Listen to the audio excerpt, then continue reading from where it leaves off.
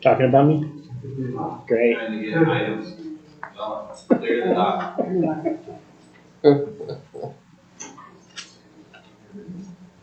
I haven't hit record yet. You can, go ahead, oh, over there, right? History. There you go. I'll have to call Jason. Your call has been forwarded to an automatic. She didn't want to answer. Guess not. She's still eating pizza. So can we have 2 calls on that? Mm-hmm. Okay. We're gonna try Heather again in the history.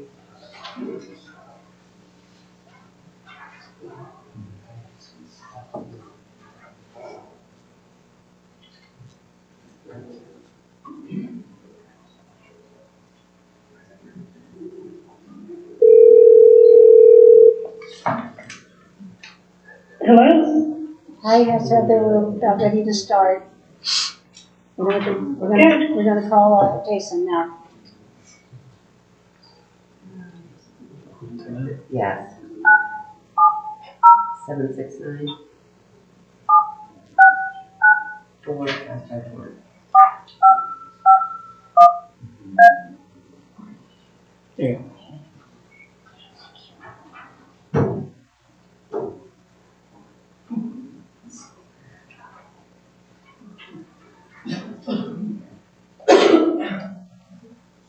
Doesn't sound like it's going through. So it's calling. This is Jason. Hi, Jason, this is Queenie, we're getting ready to start. Sounds good. Okay. And Heather's still there. Yeah, she's still there. Okay, I'm gonna call this meeting to order at 7:01 p.m. If you guys would please all rise for the Pledge of Allegiance and then remain standing for a moment of silence. I pledge allegiance to the flag of the United States of America and to the republic for which it stands, one nation, under God, indivisible, with liberty and justice for all.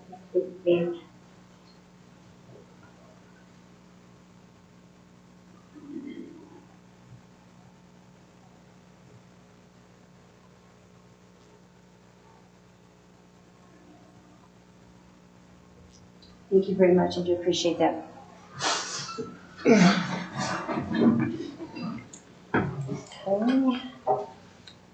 Jamie, would you please call the roll? Mayor Queenie Barr, Here? Mayor Pro Tem Cindy Simpson, Here. Trustee Ed Hallam, Here. Trustee Brett McWhirter, Here. Okay, we do have, oh, you want to call the others? Trustee Richard Topar, Trustee Denise Bryan, Trustee Nick Manning. Okay, we do still have a quorum, so we will be able to continue on. Next is the approval of the agenda, and I would entertain a motion. I move we amend the agenda and remove discussion and action item number 2 and table it to the next meeting on May 10th. Second. Okay, we have a motion by Trustee Brett McWhirter and a second by Mayor Pro Tem Cindy Simpson to amend the agenda by removing discussion item number 2 and moving that to the May 10th meeting. All in favor say aye. Aye. All opposed, same sign. Okay, so agenda has been approved.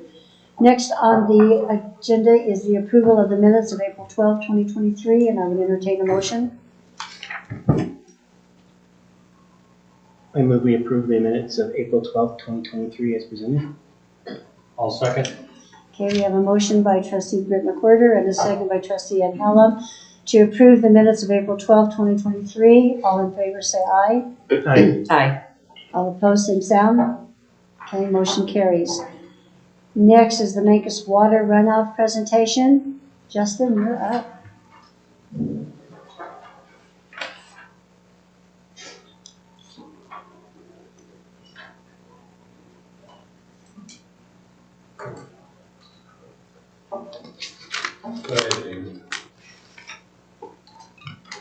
All right, so I know the board's seen a lot of these, but so the first picture is just a little bit of sandbagging in Cottonwood Park and on one of the low areas that I'm concerned about where we're going to get standing water in the Cottonwood.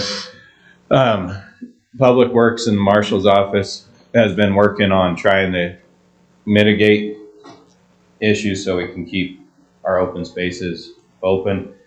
If Cottonwood does start getting water, because there's still obviously a lot of snow that has to come down.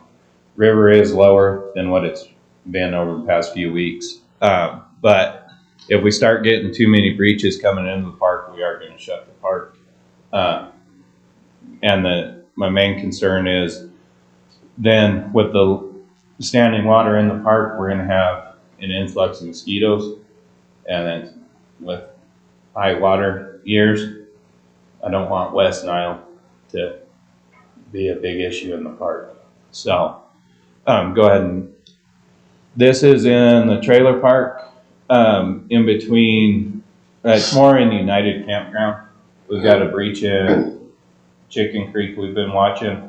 It's not endangering any of the trailers over there, but we are watching it. Go ahead. This is behind Miss Kitty's. It's in Chicken Creek. There's a couple culverts, and best mitigation that we were able to come up with is build a diversion to keep the water from going into the trailer park on the east side and push it back into Chicken Creek around those culverts. Go ahead. So this is my gauge. It's broken down Toyota Prius. Yeah, that's how I know in the water where the water's at. Go ahead. This is the corner of the river in Cottonwood where the bank's fairly low. And go ahead. I think next. That's the diversion again. Sorry, my pictures I couldn't get in order. But anyways, we built a big sandbag diversion about 2 feet away from the river. So if it does come up, it'll continue to kind of divert that water back into the river channel. This is on the Grand Bridge, just east of Town Hall, where those two big cottonwoods were across. This is the day that we were taking those out.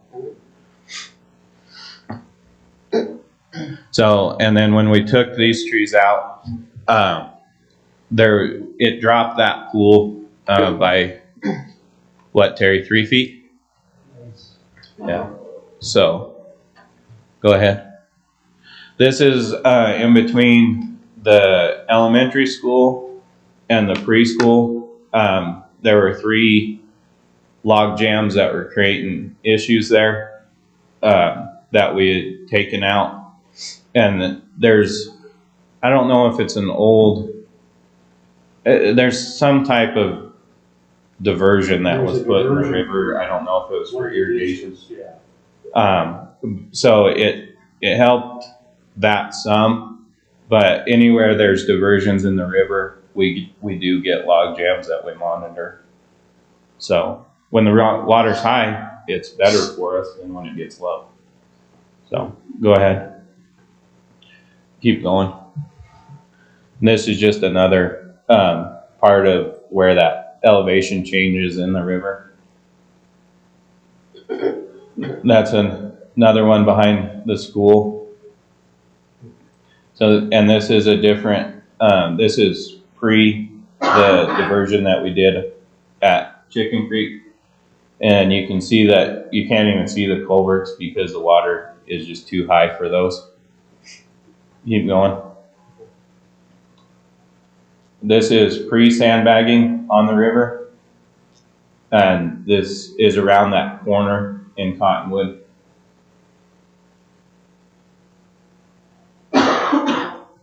keep going. This is Chicken Creek behind the trailer parks, and it's right at breaching the bank currently there behind the sheds.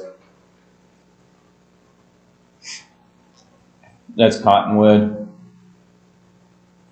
This is Chicken Creek before the diversion, and that's how the water was running. You can see it's running to the southwest towards the mobile homes.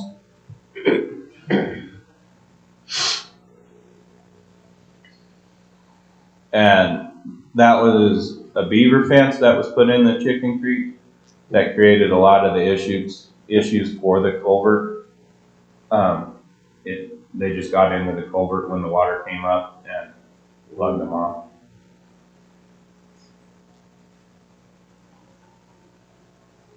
That I don't remember where it was. That's that's the main breach in Chicken Creek right now. And there's really not a lot we can do to stop that.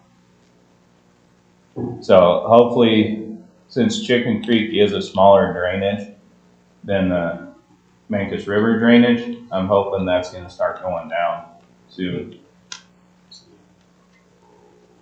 So that's after the culverts were cleared.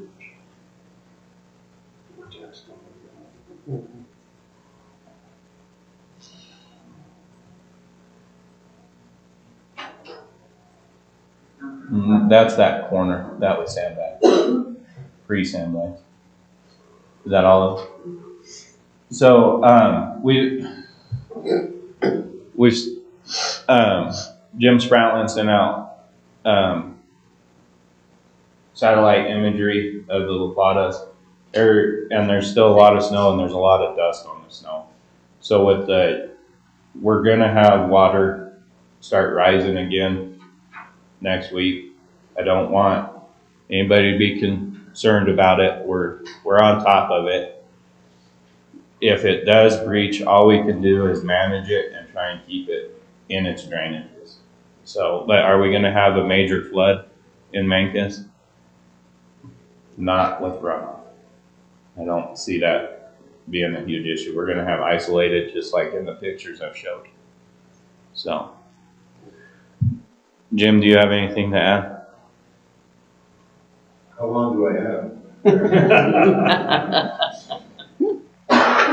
Just, yeah, keep my short spiel, very short. Good evening. Thank you for having me. So we've been working closely even before this, a couple of years before this, doing pre-plans, evacuation plans, all that. So most of our plans for the county we're actually doing most of them, enacting them, getting ready, preparing, etc. So we've seen a lot of this kind of issue throughout the county.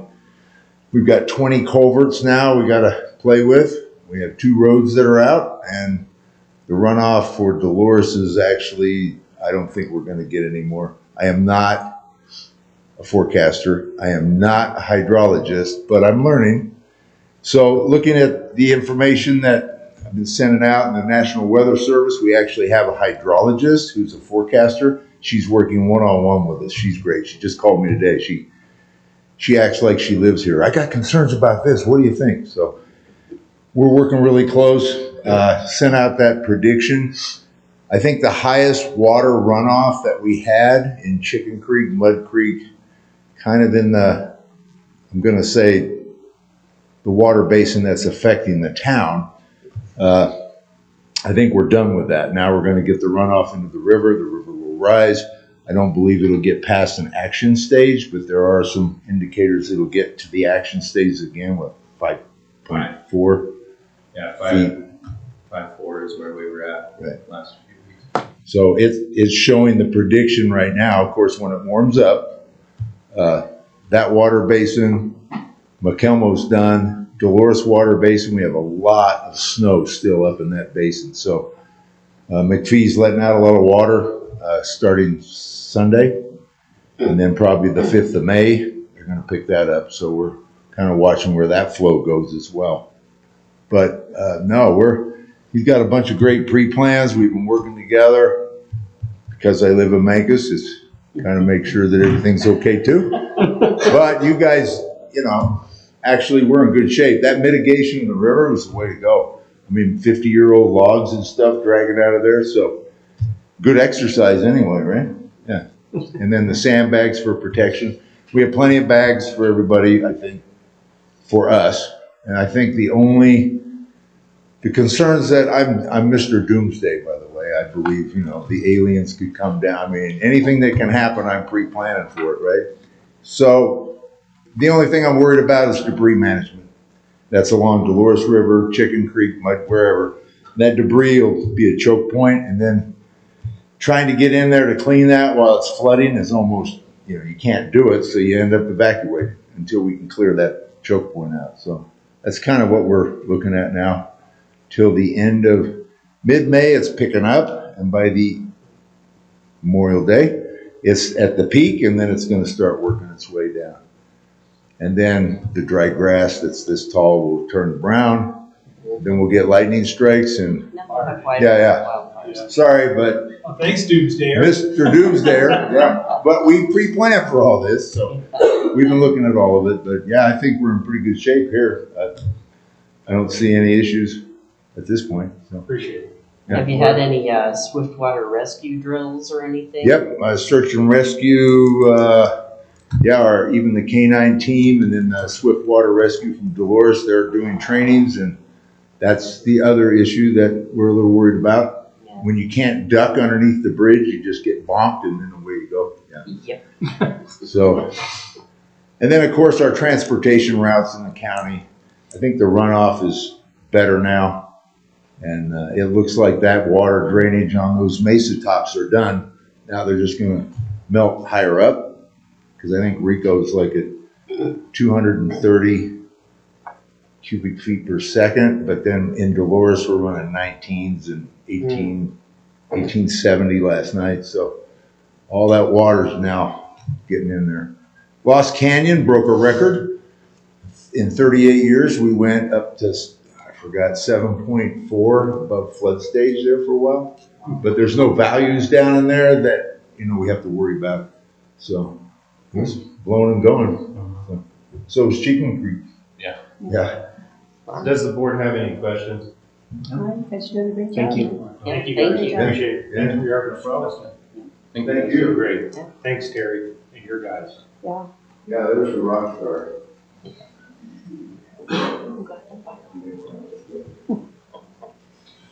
two big logs sitting down there.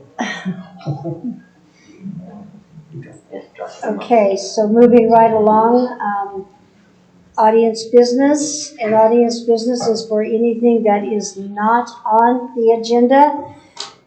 So Tara, you're here with Community Connections, so you're on the agenda. G. Flanagan, are you here for what's on the agenda, or what are you here for? I'd like to talk about any business account. Okay, if you want to come to the podium, state your name and address for the record, and then you have 5 minutes. 5 minutes? Those guys had no. Okay, my name's Jay Flanagan. I live at 145 Bauer.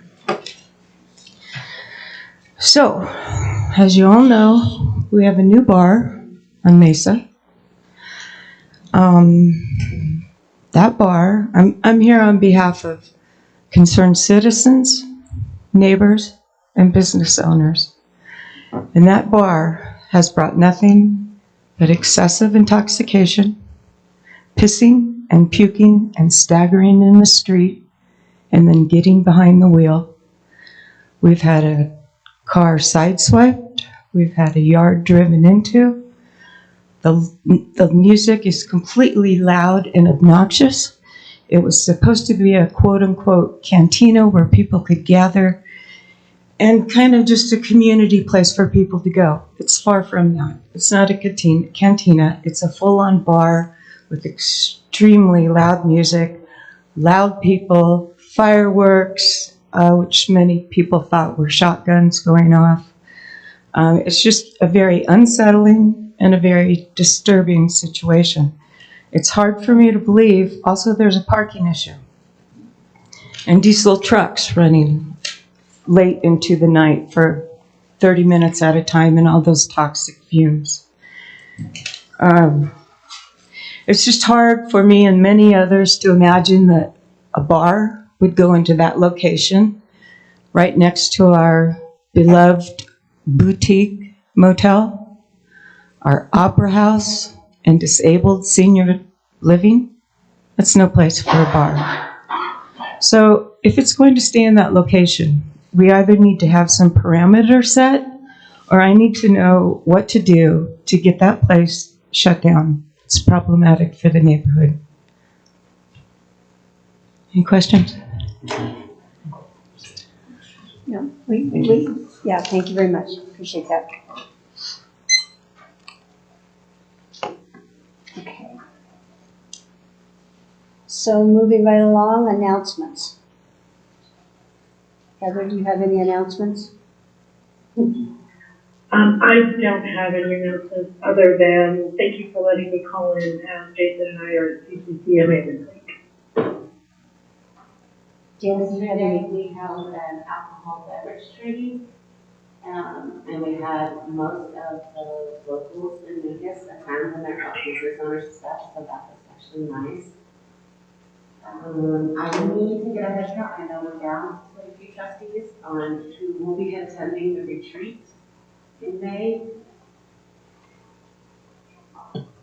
Four at least. For the 4 here? That's all I have. You don't want to have anything? I just want to say thank you publicly to Terry and his crew for the roads. Great job. Okay, moving right along then to committee reports. The Montezuma County Commissioner update, and I don't see Gerald here.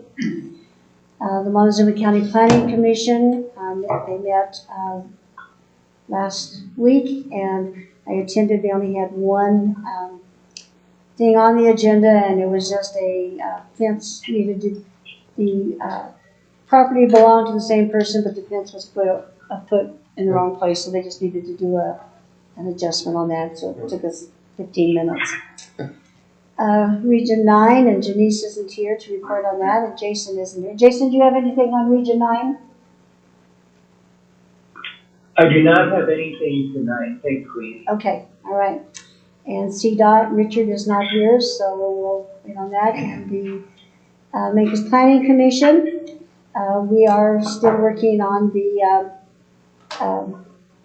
comp plan, and the P&Z had some questions on what we sent back to them, so they that will be coming back to us with some clarification, and then they're working on the other chapters, and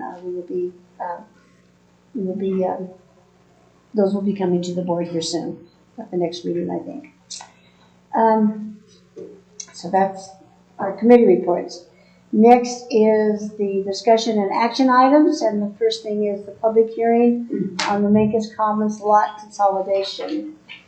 Jamie, do you want to do that, or Heather, do you want to do it? I'm here. Oh, okay.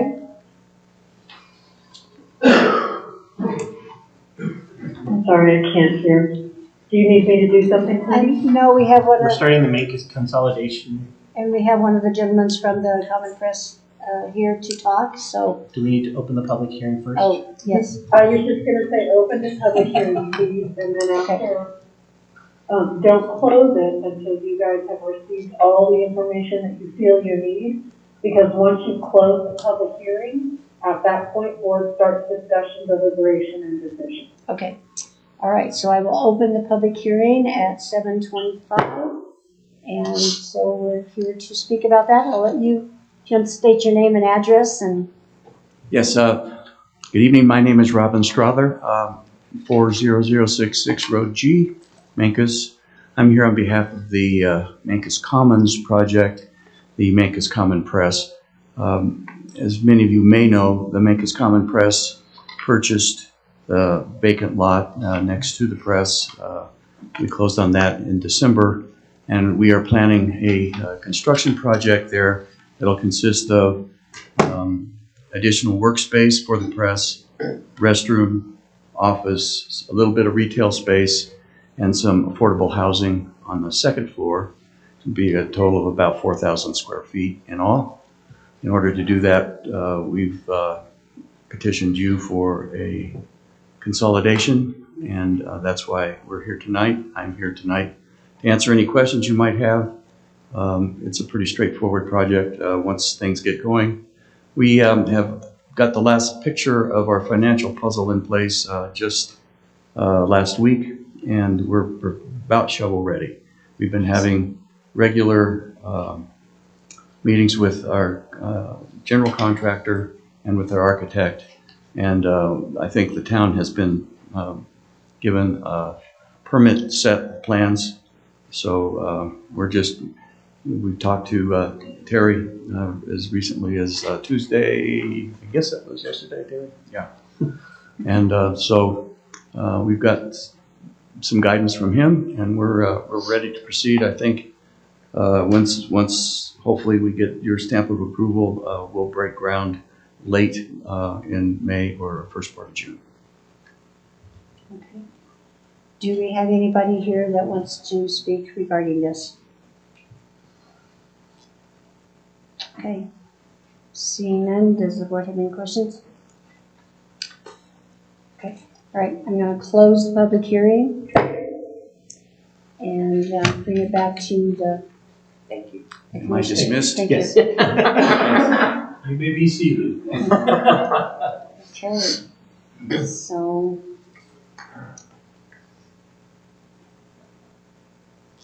Anybody have anything up here? The only thing I want to say is I'm glad that you're doing this because we have a lot of homes in town that were built over property lines. And even though one person might own 5 lots, if you build over the property lines, technically you're in violation of setbacks and things like that. So it can cause all kinds of problems. So I appreciate the fact that y'all are going through the process correctly. So thank you for that. And the P&Z voted to recommend approval to us, so I would entertain a motion. I move we approve ordinance 774, series 2023, an ordinance approving lot consolidation request from Mancos Commons with respect to first amended plat of lots 9 and 10, and the west 19 feet of lot 8, block 1, D.H. Lemons Town Site, creating lot 10A in the D.H. Lemons Town Site, Town of Mancos, Montezuma County, Colorado. Second. Okay, we have a motion by trustee Britt McWhirter and a second by Mayor Pro Tem Cindy Simpson to approve ordinance number 774, series 2023, and ordinance approving lot consolidation request for the Mancos Commons with respect to first amended plat of lots 9 and 10 and the west 19 feet of lot 8, block 1, D.H. Lemons Town Site, creating lot 10A in the D.H. Lemons Town Site, Town of Mancos, Montezuma County, Colorado. Jamie, would you call the roll, please? Mayor Pro Tem Cindy Simpson. Aye. Trustee Eckhart. Aye. Trustee Brentford. Aye. Okay, motion carries. Okay, good luck. Moving right along. Okay. Now the work begins. Yes. Okay, number 2 was removed. We're going to go on to number 3, which is the 2023 first round agency contribution follow-ups. And so we should have, we have Access Health is not here. They call Yes, it. they are sick. Or Okay. the person who was sick. Is there a representative from Hospice of Montezuma here? Okay, and if you could keep your reports down to about 2 minutes, because we've got several to go with, and just kind of let us know how you spend our money. Sure. Hi, trustees, and Heather and Jason on the phone, and Jamie, hi. So I'm here to speak on behalf of Hospice of Montezuma. We sincerely appreciate the support that you've given us year after year, specifically for the Hospice Bereavement Program. In the past year, hospice care was provided to 121 patients and their loved ones. 15 of those patients resided in Mancos. For the bereavement program, which is what this funding that you've given us specifically goes toward, we've provided support in the form of 221 in-person visits, 649 phone calls, 673 mailings, 53 support groups that are held specifically for men. The men like to meet more frequently, and 12 support groups for women. The women like to meet less frequently, but for longer periods of time. 6 caregiver support groups. So those are for people that are giving care to their loved ones who are at the end of life. And then we also held an event specifically to honor caregivers. The bereavement team is also continuing to go out and give presentations around Montezuma County. And these presentations just support awareness about grief, the grief process, and also engage other organizations in the community in the services that hospice provides. So spreading awareness about the services. Some of the Mancos presentations were at the Valley Inn and with the Deaf Cafe group that I believe they meet at the library. And they also did presentations at the Pinion Project, Toyoak Health Fair, and Disabled American Veterans. So that's all I have to report for hospice. Thank you very much. Yep, Appreciate thank that. you. Thank you. And I think I'm also up next for the Mount Lookout Grange. And I'm going to invite Dana up as well. And just for the public record, can you make sure that you state your names and addresses? Oh, sure. My name is Chelsea Lenders. My address is 44190 County Road M.3, Mancos, Colorado 81328. My name is Dana Sprayberry Thompson, and I reside at 646 Riverside Avenue. So, with another hat on, I also was hired by the Mount Lookout Grange for this project that you guys funded.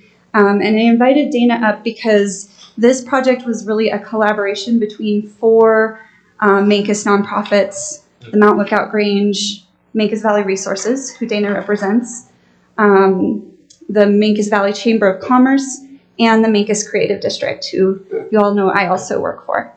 So the 4 of us got together. You awarded the funds to the Mount Lookout Grange, but definitely want to express our gratitude again for helping us take a first step toward supporting our nonprofits, all of the nonprofits of Mancos, to really build a cohesive, coordinated nonprofit community. So this is what this was all about. Our first task was to identify all of the nonprofits that serve Mancos. And we got 48 nonprofits on our list, and I don't think we even found them all. And so we were looking for both nonprofits that are reside within Mancos, and a lot of them are here, a few of them are here today, but also nonprofits that are outside of Mancos, but that serve the Mancos community. So yeah, anytime I said that number, 48 nonprofits, people are like, wow. But I think there's more actually. So then we really worked to engage all of them. So I made a lot of phone calls and asked questions and had conversations and just really sought feedback on what kind of meeting or gathering would really be useful for us to achieve this goal of looking at how can we reduce overlap and really build collaboration. So what I heard is that people were just, most organizations I spoke to were just really excited about an opportunity to be in a room together and get to know who else is doing work in the community and what they're doing, and get to know each other's faces, which we've all been wearing masks for so long. It's kind of nice to take the masks off. So based on the input that I got, we developed a resource, and it's a digital resource, but I printed off a copy so you guys can see it. This is a booklet, and it was meant to be internally facing for the nonprofit community, but it includes 33 different organizations, their mission statements, their contact information, and we asked the questions, what are your biggest strengths as an organization, and what are your biggest needs right now? And so that was distributed to all the nonprofits to get to know each other before we had the meeting, and then we developed the meeting based on what we heard the biggest needs were that were reported in that booklet. And I have also copy of. This is what the meeting looked like. This was the agenda. So on April 11th, we got everyone together. 33 nonprofits were represented at the Grange on April 11th. 46 individuals showed up. And let's see, where did my notes go? And feel free to add anything if I'm missing anything. The results of the meeting. So lots of connections were made. One of my favorites is that the Martin Luther King Jr. breakfast ladies happened to be sitting next to the people who run Tri-County Head Start. And they got to talking and realized that the staff at Head Start don't work on MLK Day, and we're looking for a volunteer opportunity. And the MLK group really needed volunteers. So they were like, oh, this is perfect. The Mancos Creative District and the Trails group sat together and talked about, could we do art that celebrates our trails? Could we even do art on our trails, at our trailheads? Like, you know, these are the kinds of conversations that people walked away with and will continue on their own. A really great connection made was with the Mancos School District. We invited the president of the school board, Pam, and she spoke, and the school district is now having an additional meeting that they're inviting the nonprofits to talk about potentially developing a pathway for nonprofit leadership within the high school, and how can students become volunteers and interns within the nonprofit community. So that was a really great connection. And I'll try to wrap it up. Just 4 other really great ideas that came out of this meeting and kind of rose to the surface. Nonprofits are going to sign up to be at the farmers market this summer. So that'll be a great way for the organizations to take turns spreading awareness. There's 2 different social media learning opportunities that are being offered by the Chamber and the Grange. So that's on everyone's calendars now. Everyone has each other's contact info. And then we talked about developing a single resource of support, like a database, a website, or even like a physical pamphlet that tells about all of the nonprofits of our community. That's something that needs a lot more discussion and planning and to really think that through. But the thing that really seemed doable in the near future is that the nonprofits would like to have a collective community event. And I will wait to speak with you about that because later you might have read the proposal from the Mancos Creative District, but that's put forth to kind of carry this idea forward of a community event. So, and Dana, do you want to say anything else? No. Okay. All right. Thank you for your time. That's all. Thank you so much. Yes, thank you. But I think that's mine. Okay. Back there. I'm gonna sit here. Yeah. Are you also with the Mancos Valley Resources? I am. You are, okay. Yes. While you're up there, you want to go ahead and do that, and we'll Sure. go back to the comment for us. So again, my name is Dana Sprayberry Thompson, and I reside at 646 Riverside Avenue. I am here representing Mancos Valley Resources, and we received a generous grant from the town in September for administrative purposes to kind of continue the work that we do in the community, kind of being kind of oversight and offering support and administrative support for 15 of those nonprofits in town. So for our operating expenses and just to kind of keep the ball rolling. And we have succeeded in doing that with the generosity of your support. We did have a transition in administration. I'm the new administrator. It used to be Kim Cox, but I've taken over as of about the beginning of November. So I've been in a bit of a training role and kind of getting my feet wet, learning the programming and working with all of the projects that we represent. But we have been successful in growing growing our services and just maintaining kind of operations and administrative support. And we're really grateful for the grant. So thank you.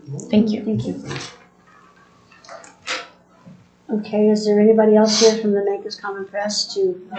No, I'm I don't see my name up there, but that's why I'm here, is For what? for a grant. Okay, these are, This is the ones that we gave last year. These are the ones that were already They're granted. telling us how they spent our money. So then we'll go to you guys here in a minute. Never mind. So Mancos Common Press is. Yes. Yes. Hi, I'm Rosie Carter. I live at 50 East Carpenter in Cortez.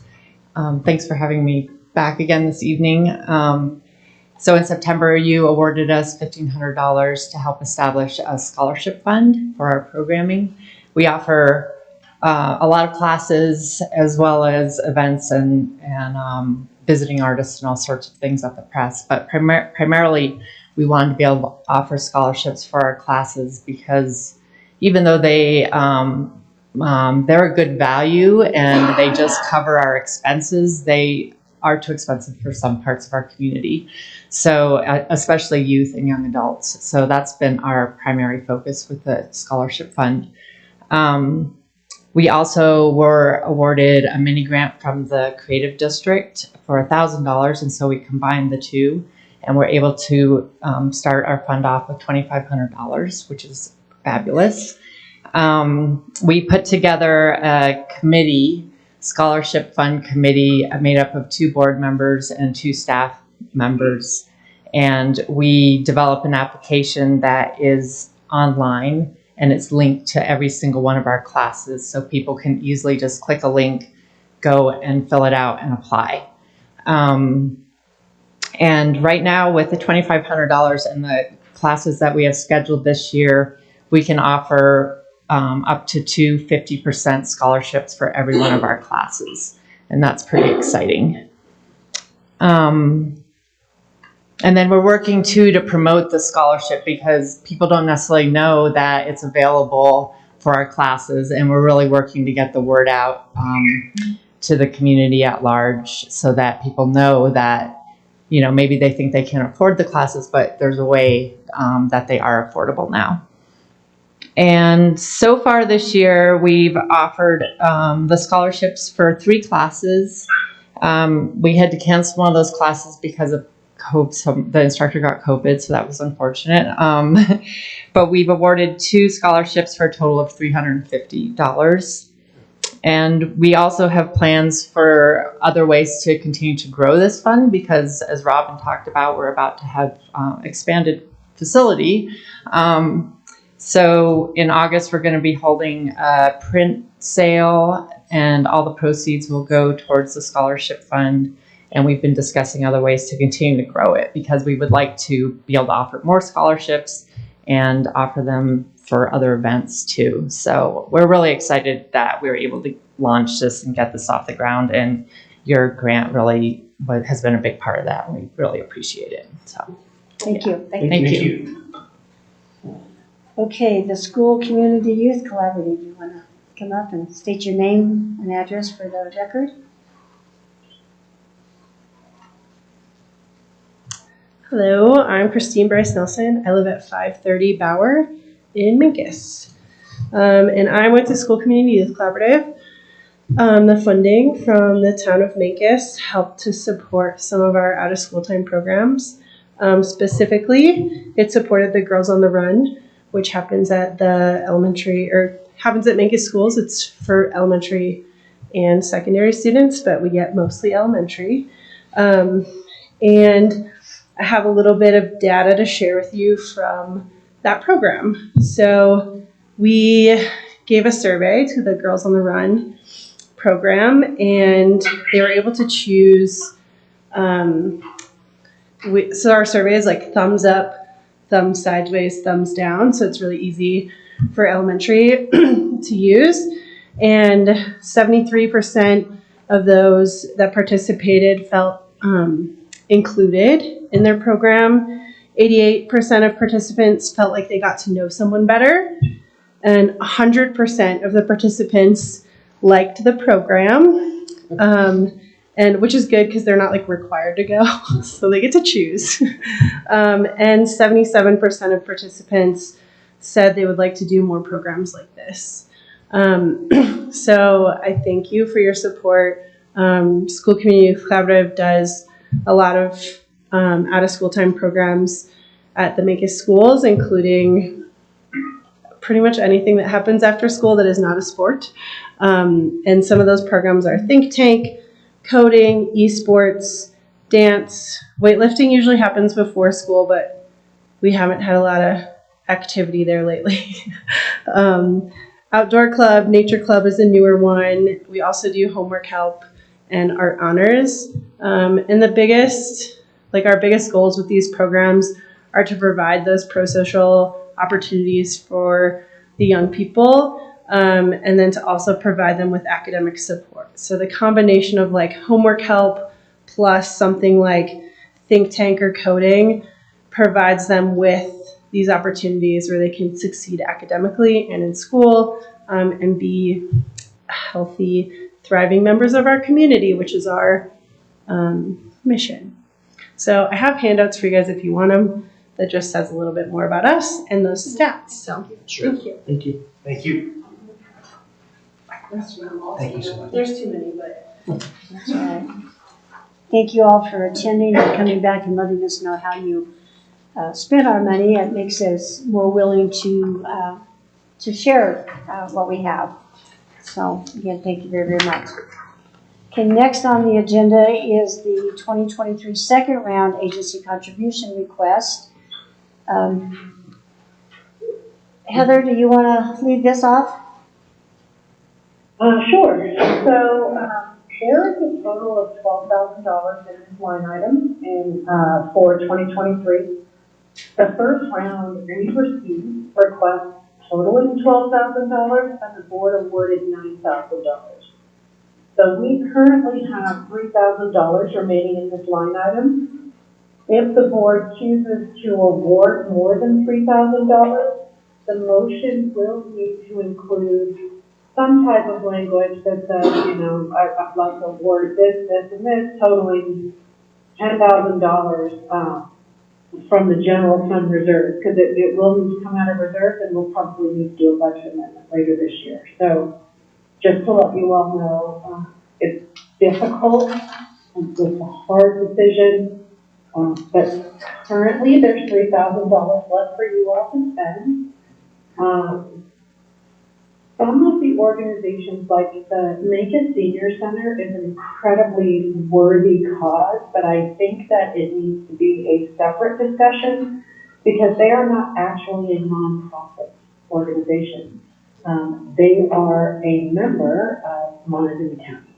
So while they have a tax-exempt number for purposes of purchasing food and that kind of thing, they are not actually a nonprofit. So they don't necessarily qualify for an agency contribution under this program. That does not mean that it is, again, not a worthy cause and that the board should potentially consider having a discussion with the county at a future date. I just don't know if they qualify under this program. We did receive a joint application in partnership. The Mancos Creative District submitted a joint application with Mancos Valley Resources, the Mancos Chamber, and the Mount Lookout Grange. So the Mancos Valley Resources and the Mount Lookout Grange were funded in the first round of 2023 agency contributions. So technically that makes those two organizations ineligible to apply during the second round. And then the town funds the Creative District and the Chamber of Commerce under a separate line item based on sales tax revenue. We've done that. We started that this year and we'll continue that for another 2-3 years as kind of a pilot program. So the other organizations are either nonprofits themselves or they are under other Mancos Valley Resources or the Onward umbrella.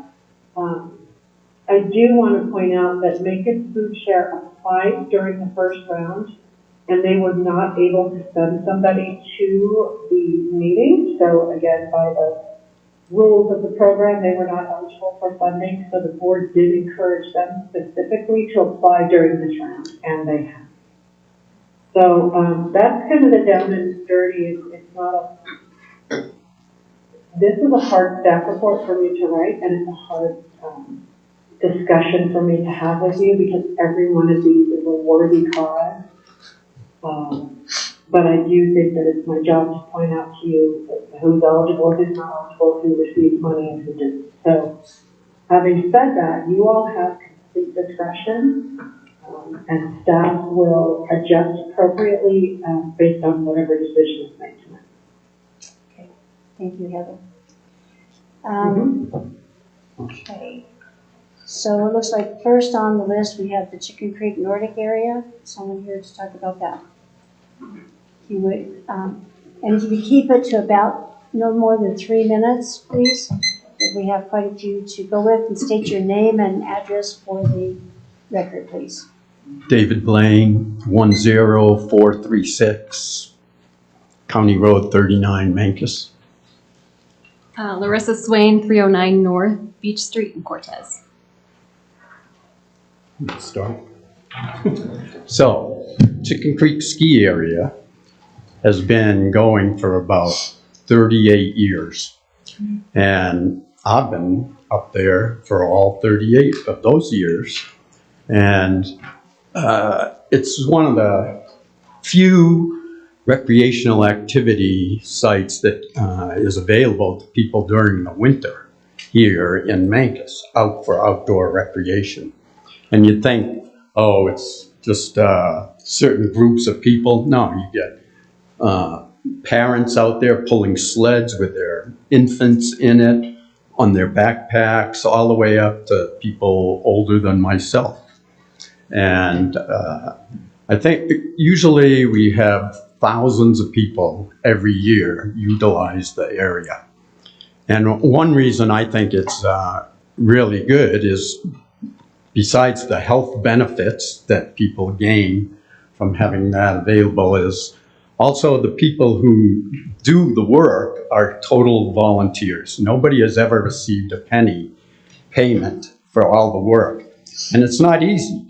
5 o'clock at night, you go up there, dig out the machines, shoveling a lot of times, driving out on the trails, packing them, and then grooming them, and get back around 10 o'clock, and then you're beat, and you think, oh, that's it. You got to get down on your belly and dig the snow and ice out from the runners of the snow machines. And it's a little treacherous for the people who are doing this work. You know, we're going out, there's something like 12 miles of trails, and it's cold out at night, but we have a hardy band of people who team up and get the jobs done several times a week. I think that, well, would you want to say something? Sure, I can. So I'm newer to the area. I've lived in the area in the past and just moved back recently. And Chicken Creek is really great meeting place for the community. People can come together. I've met almost everybody I've met in this area there this winter. And of course, it was an exceptional winter. Quickly got involved in grooming and then joined the board here because it's a really unique thing that this community has. And I've been a lot of places in the West and Midwest. There's very few places that have a ski area like this that's community-based, that's run by the volunteers, that doesn't charge $20 to $40 a day to go ski. So really, really a neat thing. I know you guys have a mission and a goal of preserving the health of this community and also providing fitness opportunities for this community. And I just see that it's such a value that I hope you guys recognize as well. And we have right now about 3 snowmobiles and a Ranger Polaris type of 4-track vehicle, you know. But a lot of those vehicles are very old. I mean, I think one of the snowmobiles is 25 years old, you know, so we use everything to the highest efficiency level possible, just trying to keep everything maintained really well. So we're not frivolous about what we have to use to make this opportunity available to the people in the town here, you know. Okay, thank you very much. Appreciate that. Thank you, guys. Okay. Did you get, Yeah. this? Yeah, Yeah. we got it all in our packet. Thank you very much. Thank you. So the next is community connections.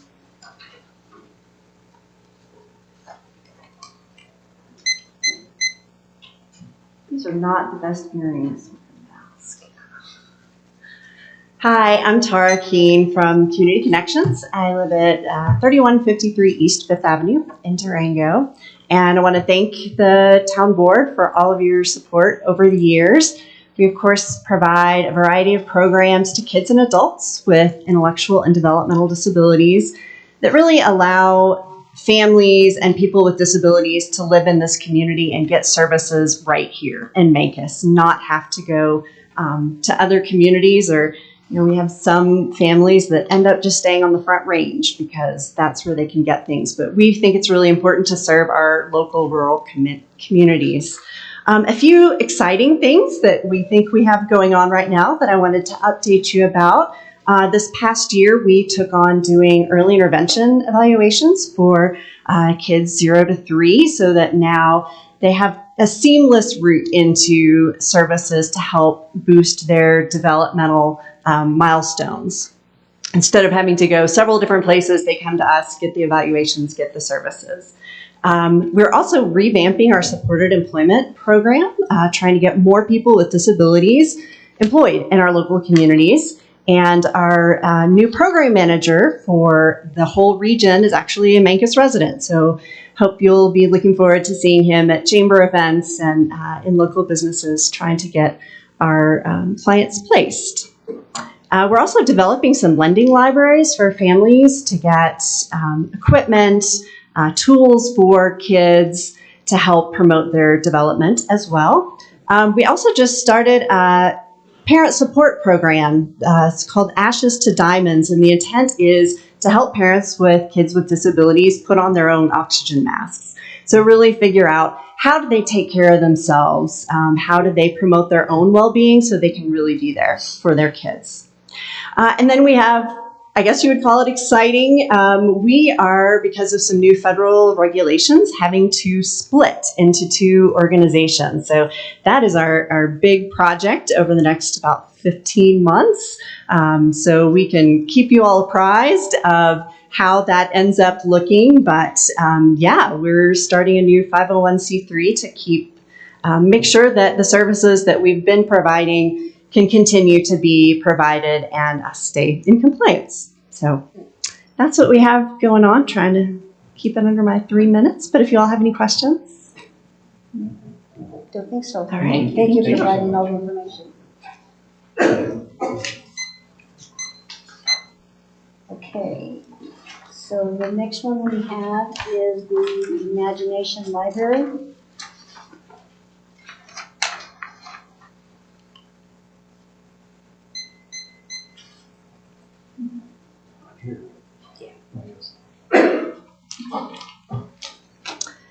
Well, good evening. My name is Karen Shake, and I live at 1100 Bluffs Boulevard in Cortez. And I have been involved with Imagination Library for a number of years. This is a book gifting program that is supported in part by the Dolly Parton Foundation. And as I stated in the application, it was the result of the fact that Dolly Parton's father was illiterate. And so she realized how important it was that people have the ability to be able to read. And so she started this foundation. We brought it to Cortez in about 2012, and it operated up until 2019. The Cortez Rotary Club was responsible for raising the funds and administering the program. And because that was a rather dwindling group of individuals, it just reached the point where they could no longer do that. And so the program was kind of put on hiatus until 2019. We did approach the county commissioners at that time to see if they would be willing to allow us to have a rural schools grant to kind of kickstart the program. And the response was, well, when you have some money, come back and talk to us again. So In 2019, we were very fortunate because an anonymous donor gave us a $100,000 donation. And that was just the kickstart that we needed. At the same time, the state of Colorado stepped in and was offering some financial support as well. So the program is up and operating. We currently have 614 children that are enrolled in the program. 99 of those reside in Mancos. And over the course of the time since we got started again, 33 of the Mancos children, in addition to the 99 that are currently enrolled, actually aged out of the program. It is designed for children from birth until their 5th birthday. And so if a parent signs their child up as soon as they're eligible, that child winds up with a library of 60 books that are carefully chosen by a group of people who are experts in early childhood education. One of the things that makes this program unique is that the book is provided at no cost to the family. If you've got 2 children or 3 children that fit into that age group, each child gets their own book and it is addressed to that child. So the idea is to create a sense of ownership. There's a lot of research that indicates that the earlier a child is provided with books and parents engage in reading and talking with them, that the more school ready they are, and the research does indicate that they do better in schools. And because we have public schools anymore that are really struggling with reading scores, this is one way that we can provide some concrete assistance for that. Carrying your 3 minutes. Okay. Any questions? Sorry. It's all right. Thank you. When you're passionate, it's. That's all right. I said when you're passionate, it's hard to stop. Yeah. Thank you so much. Thank you. Okay, the next one is the Mancos Creative District. Hello again. Should I state my address again? Yes, ma'am. Yes. Chelsea Lenders, 44190, County Road M.3, Mancos. Okay, so I applied for this grant as the Mancos Creative District as part of a partnership. And so what I want to say about this is the whole idea behind this is to really boost the entire nonprofit community. This is building off of the momentum that I spoke about with the meeting and the gathering that we put together. So a question that I actually just jotted down and passed to Dana was, in the spirit of reducing competition, should we withdraw our application? Hearing Heather's introduction that you guys have $3,000 left in the budget is new information to me, so that made me consider that question. At the same time, what we're proposing is something that many nonprofits in a room together came up with. So I don't know. I don't know, if withdrawing really represents the spirit of not wanting to create further competition, or if it's better to let you guys go ahead and consider it. Just a little bit more specifically, like what we're looking at doing is creating an event. So we're asking for money to support the planning and coordination of that event, which we would like to invite leaders from the nonprofit community to come forward and offer that stipend to one person who would like to do the coordination. We want to have a pre-gathering, again, for the nonprofits to get together to kind of plan the event a little bit more, or just kind of get together before we actually do it. And then $400 would go toward marketing for the event. We really want this to be something that brings the community in. All of us who are involved in this will be working to bring further funding to it so that we can afford additional elements like music, food, things that will make this like a fun and joyful event for the community to come to.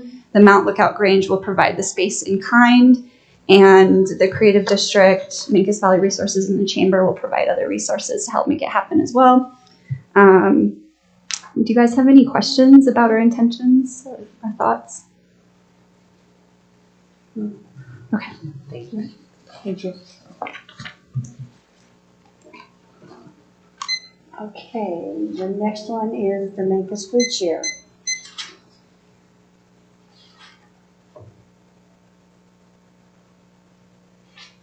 Hi, I'm Stephanie Marcus, and I live at 100 East Sunset here in Mancos.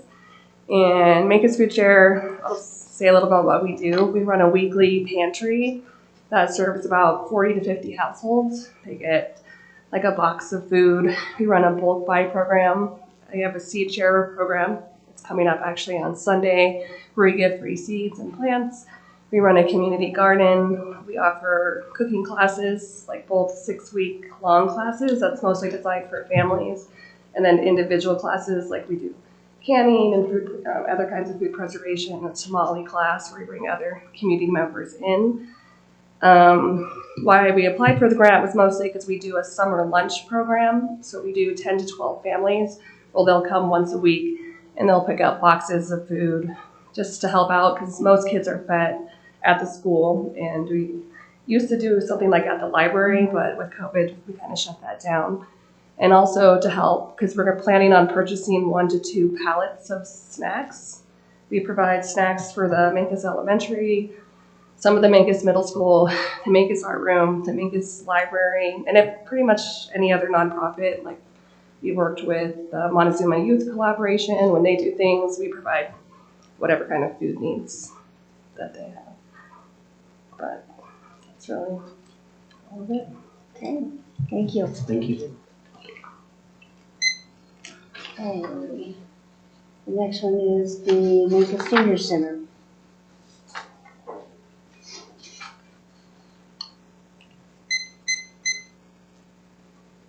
Good evening.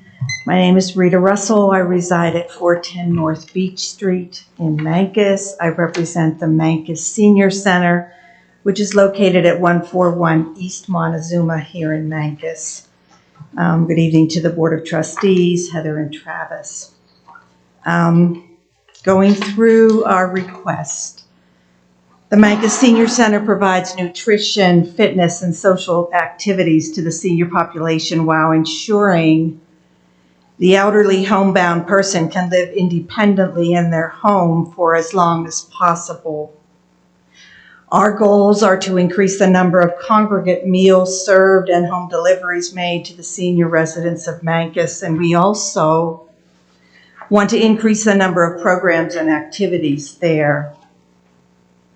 The purpose of our requested funds go directly to the purchase of food.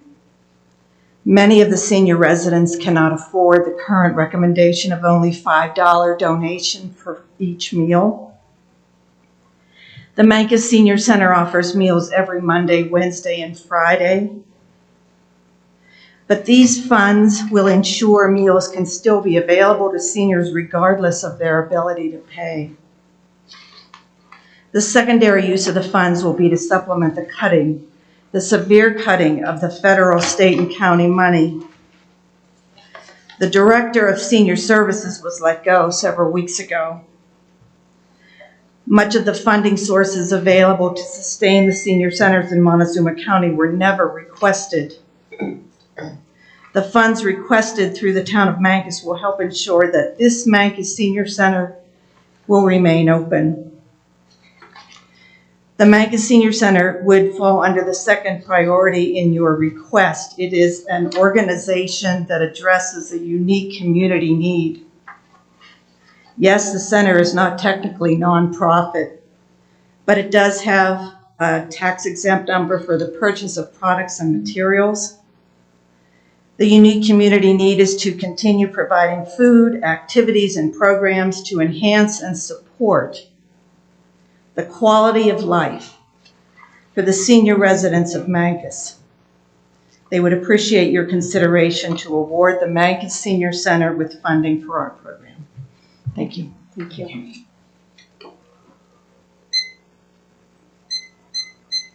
Okay, and the last one is pay it forward.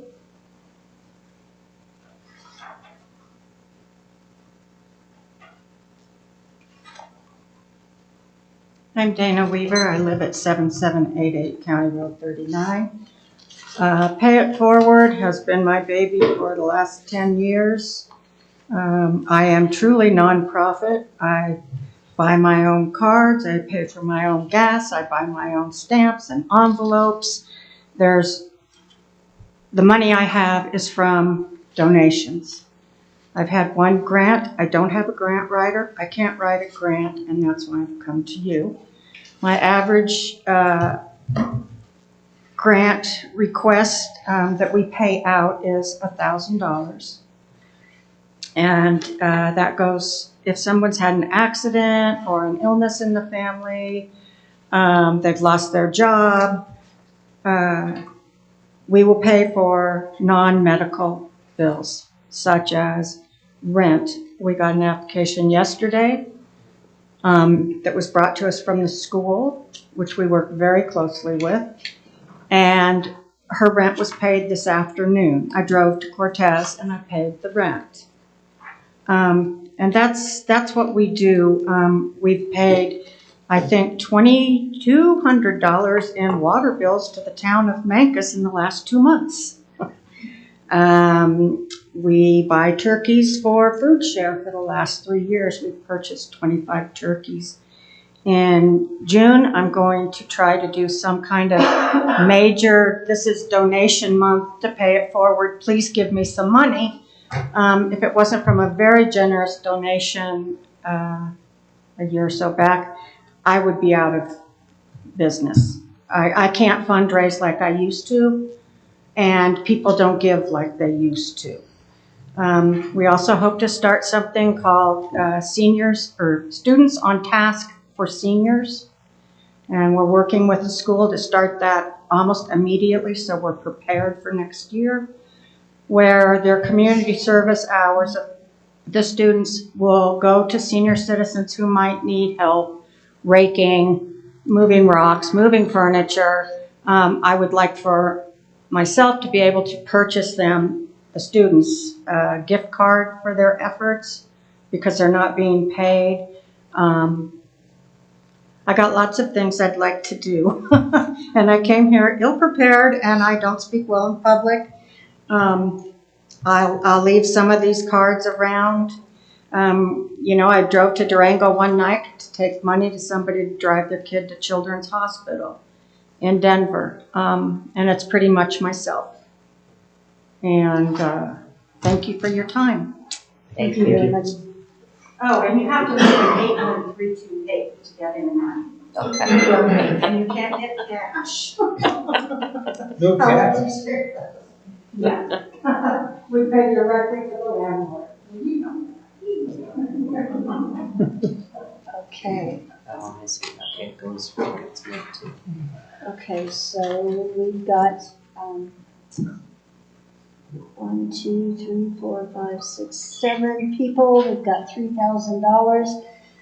I don't know. I kind of would like to put this off and have a workshop and ask some more questions and have a full board to make this decision. I appreciate everybody showing up tonight and giving us your spiel. We are recording this so that our other members can hear this, but this is a huge decision. We only have $3,000 left.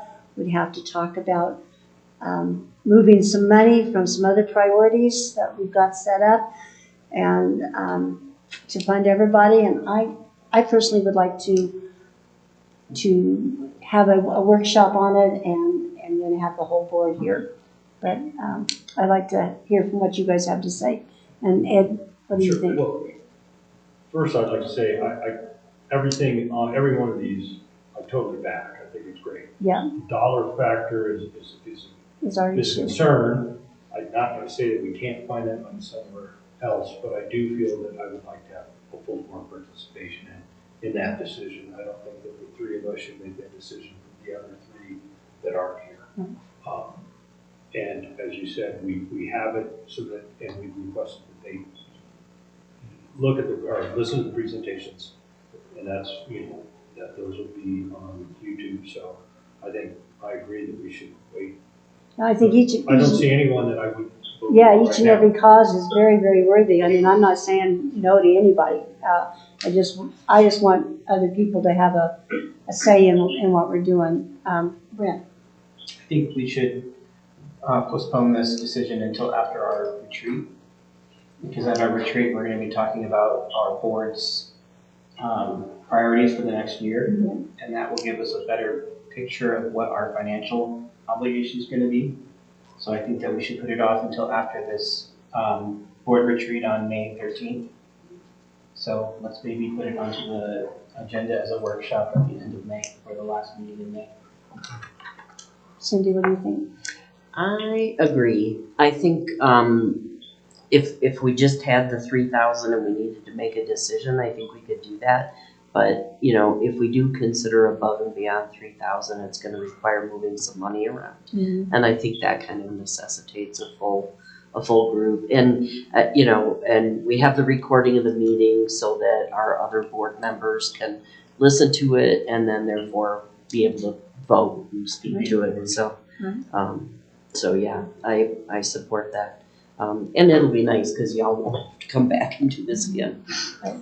And we thank No, each make them all come back. Although you did a very nice job Right. public speaking. Yes, everybody did a great job. Yeah. And we thank you so much for your time.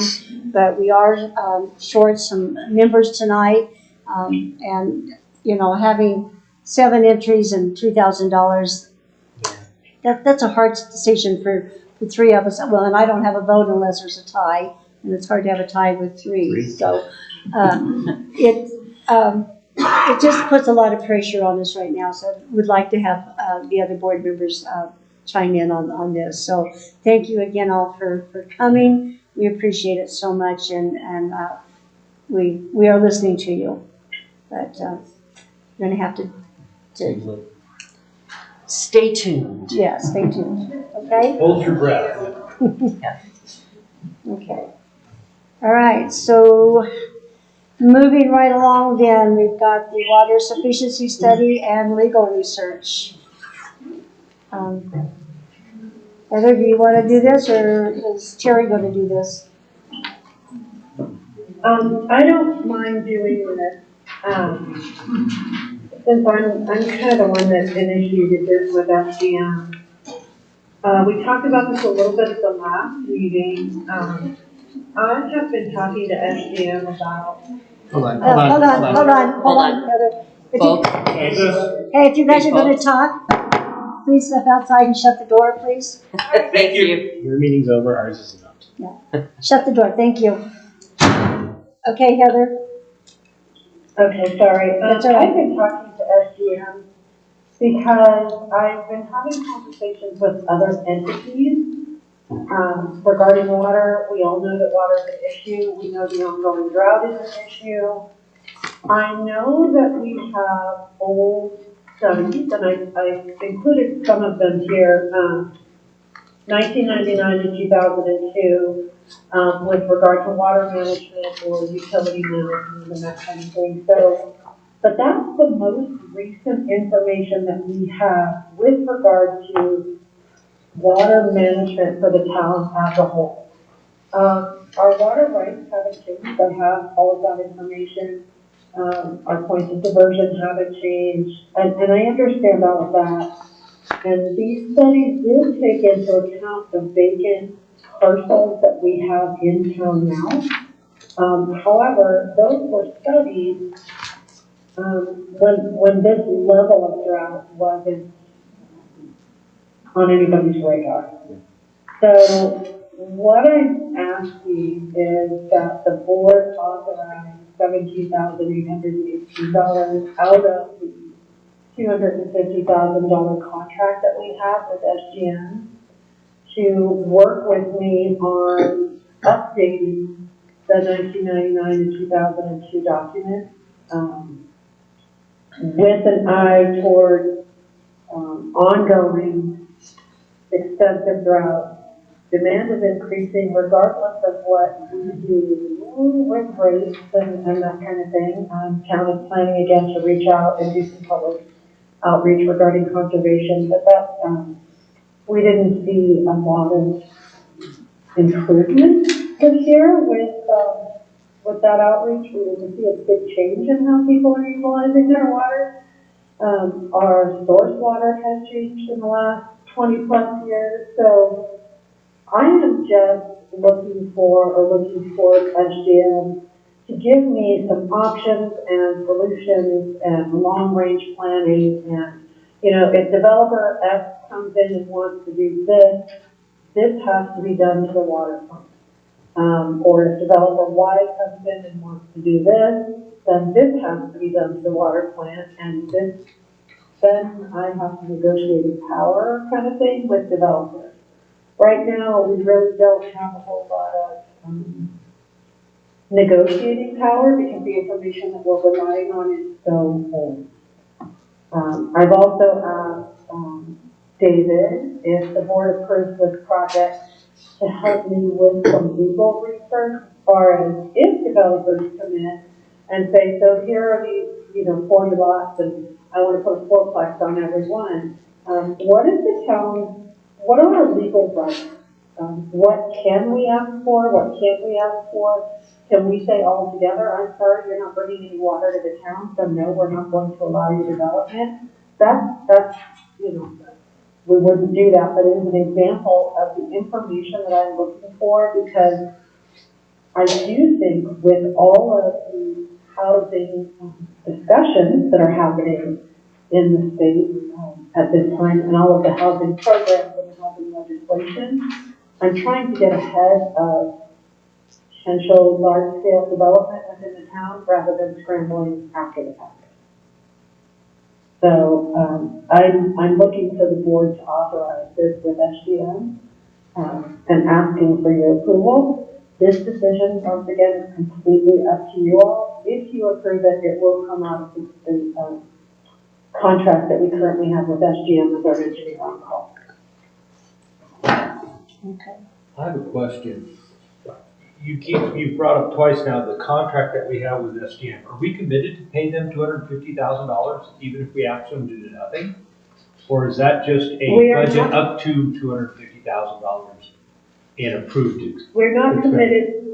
We're not committed to pay them. Okay. We will utilize them for projects up to $250,000 without having to go out to bid. Okay. Because we put the engineer on call contract out to bid. Right, okay, yeah, I was getting a little confused because you were saying part of our $250,000.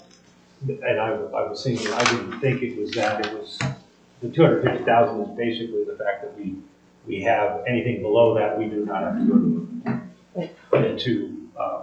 to bid. And if the board likes the idea but wants me to go out to bid and not utilize SGM, you can let me know that as well. Cindy? I'm all for it. I think most plans like this are, have a shelf life of 10 to 20 years depending, and we're at 23 years now. And with all the dramatic changes in the climate, the water, it sounds kind of funny that we're worrying about water right after hearing about flood control, but it runs downstream and then we lose it. So I'm all for this, and yeah, I support it. Yeah. I agree. Literally it's been 23 years since we did one of these, so a lot has changed in that time. A lot in the climate has changed in that time as well. And we need to start looking at things with some updated information. Well, we say that we're okay right now if we have the planned development in town right now. But again, if we have another 10 years of drought, we may not be able to bring in any housing, and we're already having housing issues. So it's up. Well, and if we're going to start looking at affordable housing seriously as a community, we need to know what we can support. What we can support, right. Ed, do you have any other comments? No, the only one, looking at these two, and the last one, the one that was in 2002, was partially funded by the Water Conservation Field Service Program. I just wondered if there was any grant availability to help us with this. I mean, it's not a huge amount of money, but again, it's another study that we already have 2 studies, and when I look through this, I see a lot of things that weren't implemented that were in there. So that's the only thing that Studies always scare me because they just tell you what you are, a lot of what you know and what you should do, but the implementation process is what bothers me, is getting those to fruition. Someone gives you a great study and you do nothing with it, or you don't do all that you should do with it, it becomes frustrating. And looking at this, there's a lot of things we didn't do that we should have done. I agree with that part. That's the frustration that I have. But I also would posit this, that we've had a lot of turnover in 20 years since that was done, and we've done a lot to streamline what we do with information. That's the problem with being a board. We're tourists. We're just here for a short period. But I mean, at even the with staffing staff. level too, we've had a lot of turnover in their staff in that time period. But We've it's done a lot to. the board should be the ones dictating what gets done. Oh, I agree with that. Staff goes under the guidance of the board. Mm-hmm. So I don't want to fault anybody, but I would like to see us try to get a little more grant money for it instead of just being all out of our pocket. But I'm not against it. I'm 100% for it.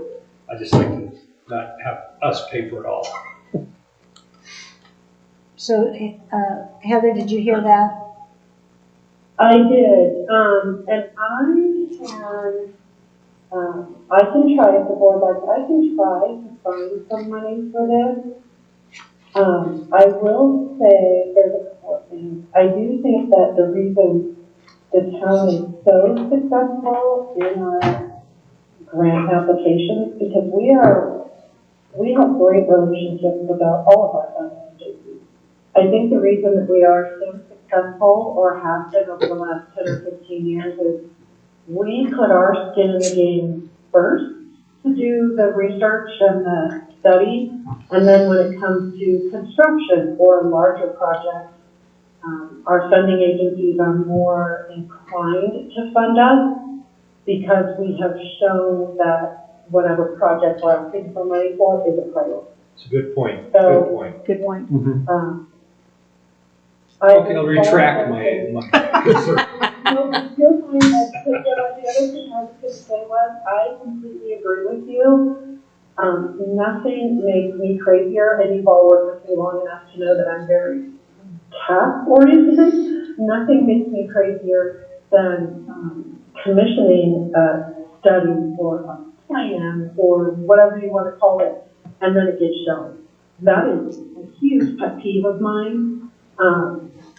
And so I hear what Ed is saying, and I have a tendency to agree with him most of the time. This particular apparently not tonight. This particular project, I have the data. I have our rights. I have our diversion. I have our dates. I have our legal information. I have our growth rate. What I don't have is the stamped Colorado engineer capability as a developer. Sure, you can come in, but the town needs this. That's what I'm lacking, and that's what I would work with SGM to obtain. So I do hear you, Ed, and like I said, I have a tendency to agree with you. On this particular one, though, we need a licensed engineer to provide us with current data that I can use if a developer comes in and says, hey, I want to put in 100 homes. And I'm like, well, then we need a third train at our water plant. I know that, but a developer's not going to say, oh, well, Heather said, well, yeah, of course we'll do that. I need an expert opinion and a stamped document, basically, that I can use to back that up. Not a problem. I agree. You've won me over, kid. Stop digging.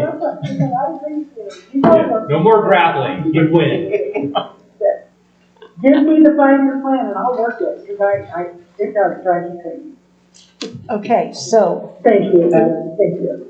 Anybody else have any comments? I don't know. All right, I would entertain a motion then. I move we authorize the town administrator to enter work with SGM under the existing on-call engineering agreement to draft a water sufficiency study at a cost not to exceed $17,818. I'll second that motion.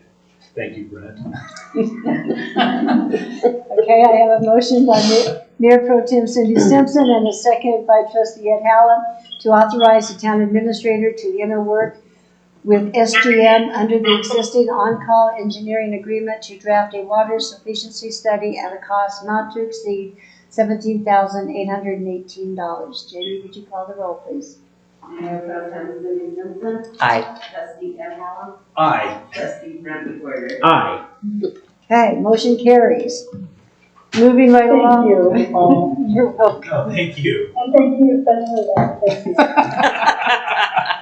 We're just keeping you on your toes, girl. Yes, you need a rebel rouser once. You are, that's okay, you know what, that's your job, so that's totally okay. So when it comes back with all these things that we need to do, we're gonna write it down and make sure that they're done. Plan. They will go in a 5-year plan. Okay, all right, next is the Town of Mancos Source Water Protection Plan adoption. This one, you have a water plan previously, and the Colorado Rural Water Association, to refresh your memory, they helped us with the original plan in 2009, and then they helped us with this plan. They had to be finished with their project by March 31st, so you saw this at the last meeting in March. And like the draft, had no feedback other than maybe some grammatical or spelling changes.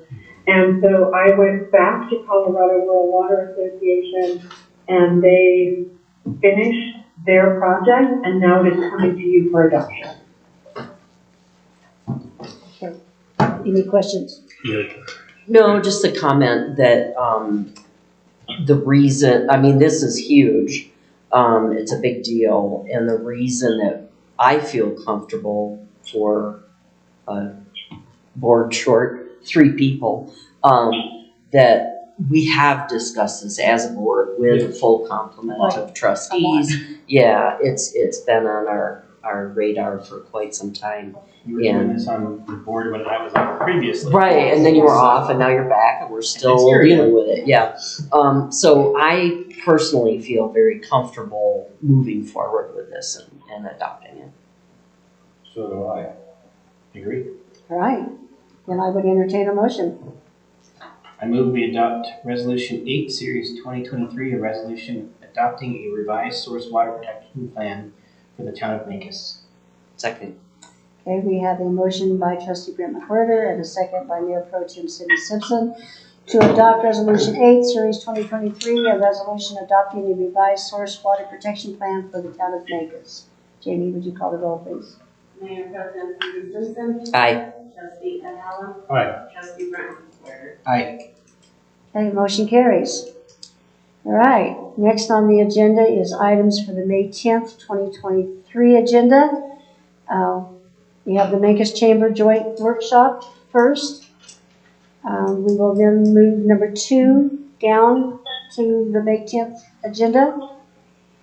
We will have a public hearing on 456 North Willow Utility Tap Forfeiture.